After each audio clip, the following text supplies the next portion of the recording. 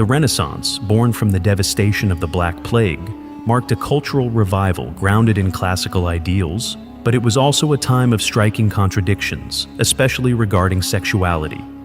Despite the Catholic Church's strict moral teachings, Renaissance society often disregarded them in practice.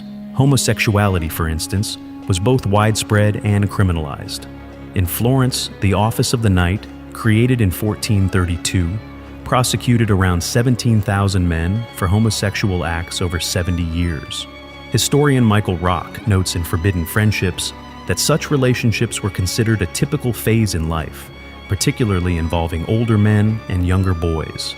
Though punishable by death, many offenders were fined and released, highlighting society's complex attitude.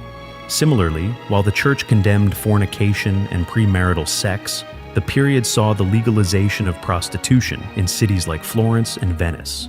Authorities even promoted brothels to boost population growth after the plague.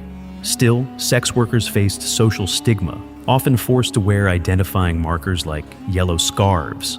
The invention of the printing press by Johannes Gutenberg around 1450 revolutionized information sharing, but also opened doors to adult content. One of the earliest examples was I Modi, The 16 Pleasures, a book of erotic engravings and poems, banned by Pope Clement VII, yet continuously republished.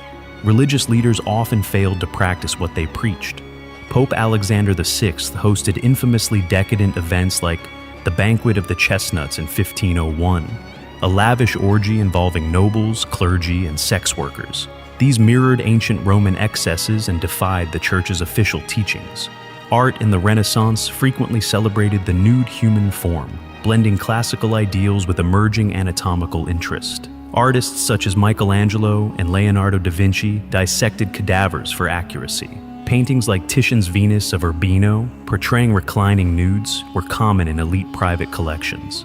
Contraception also reveals the era's paradoxes. While condemned by religious doctrine, various methods were used. Trotula of Salerno, a pre-Renaissance medical authority, influenced later generations with unusual methods like wearing weasel testicles or goat wombs to prevent pregnancy. Ultimately, the Renaissance was a period where official morality clashed with lived experience.